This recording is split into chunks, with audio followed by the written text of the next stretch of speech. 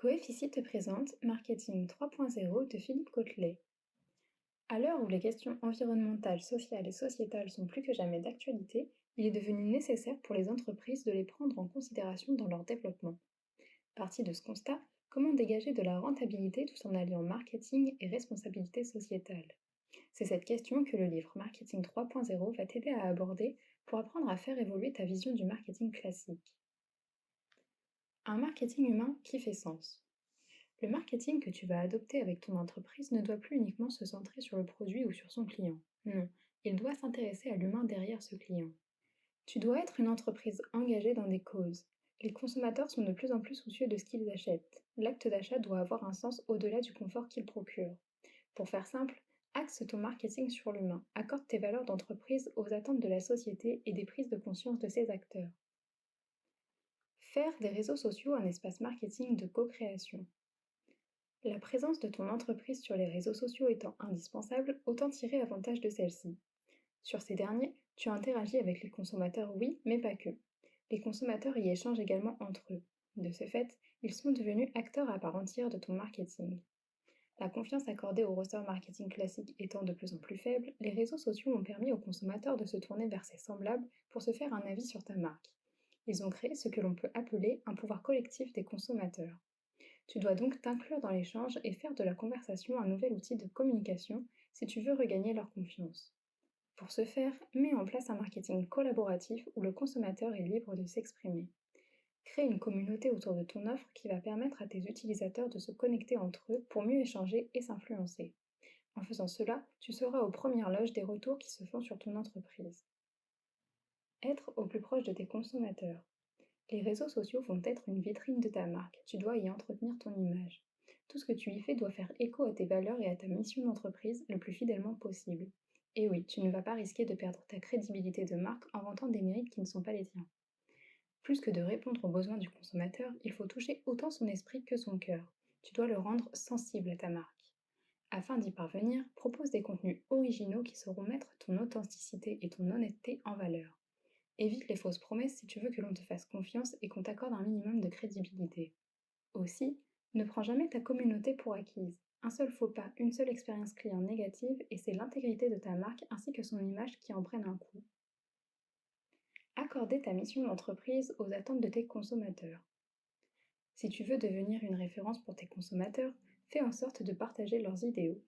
Pour y arriver, tu peux faire du parrainage d'initiatives, qu'elles soient sociales ou environnementales, ainsi ton entreprise y sera associée dans l'esprit du public. Ta mission d'entreprise se doit d'être un reflet de tes objectifs. Elle doit être en accord avec ta vision de ton avenir, ce à quoi tu aspires avec ton entreprise. C'est ta cohérence dans tes actions qui va définir le degré de confiance que vont t'accorder tes consommateurs. Environnement, éducation, humanitaire, animaux ou autres, les causes à soutenir ne manquent pas et les façons de le faire non plus. Écrire ton histoire et captiver ton public. Trouver ta mission d'entreprise, c'est bien, avoir l'histoire qui la promeut, c'est plus pratique. La concurrence étant rude, l'exercice n'est pas nécessairement des plus simples. Tu dois inventer l'histoire qui te fera être originale et authentique aux yeux des consommateurs pour que ces derniers se mobilisent autour d'elle. En outre, si ta mission d'entreprise à travers ton histoire te demande des sacrifices, mais que tu estimes que cela en vaut la peine, fais preuve de conviction. Tâche de passer au-dessus de ta peur de l'échec en ne faisant pas de ta réussite financière ta première priorité. Trouver ton histoire autour de ta mission va faire de ta marque un symbole et donner l'envie aux consommateurs d'y être fidèles. Construis ton histoire en accord avec eux en les invitant au dialogue. D'une part, tu vas apprendre à connaître tes consommateurs et vice-versa. D'autre part, tu vas ainsi les impliquer dans ta mission d'entreprise. Partager tes valeurs d'entreprise au sein même de celle-ci. Alors, oui, tu dois faire la promotion de tes valeurs auprès de tes consommateurs, mais n'oublie pas d'également la faire auprès de tes collaborateurs. Montre-leur que les valeurs d'entreprise que tu prônes ne sont pas un simple coup de marketing mensonger destiné à vendre toujours plus. Tu dois sensibiliser tes équipes à ces valeurs pour qu'ils s'impliquent davantage dans le développement de l'entreprise, dans sa rentabilité et donc dans le dégagement de bénéfices. Somme toute, des employés qui croient en leur entreprise sont des employés productifs qui permettent de renforcer son développement sur le long terme. Sans compter que, une entreprise avec des valeurs qui font sens est une entreprise où l'on veut travailler. Ce qui veut dire qu'en étant l'une d'entre elles, tu vas améliorer la qualité de tes recrutements. Tu l'as compris, c'est en interne que commence le développement de ton entreprise. Allier ton entreprise au développement durable. La question environnementale est plus que jamais au cœur de l'actualité. Ton entreprise te permet à ton échelle d'agir. Outre un gain de conscience écologique et un bon geste pour la planète, placer ton entreprise dans une démarche respectueuse de l'environnement va te permettre d'être en accord avec un public toujours plus soucieux de l'impact de sa consommation. Qui plus est, miser sur le développement durable en agissant en sa faveur peut te donner un avantage concurrentiel. Pourquoi? Parce que tu t'illustres par un double engagement. Le premier auprès des consommateurs, le second auprès de l'environnement, et c'est justement ce second qui aide à séduire le premier. Ajoutez à cela, tes collaborateurs seront ravis de travailler pour une cause juste.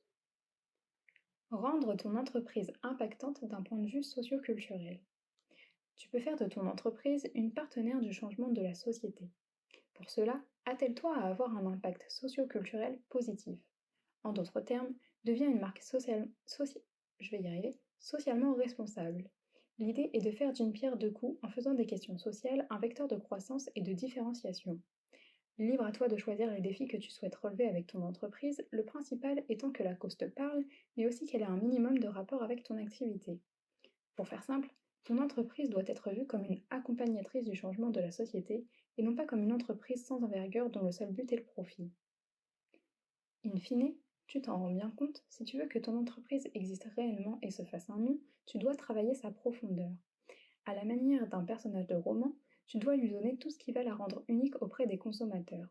De ses valeurs à son histoire, en passant par sa mission et ses engagements sociaux comme environnementaux, l'identité plutôt de ton entreprise doit être complète pour qu'on lui fasse confiance. On ne le répétera jamais assez, interagis avec ta communauté et écoute ses revendications, c'est là l'une de tes premières sources d'amélioration. C'était Marketing 3.0 de Philippe Cotelet. À bientôt chez Coeffici pour de nouvelles lectures.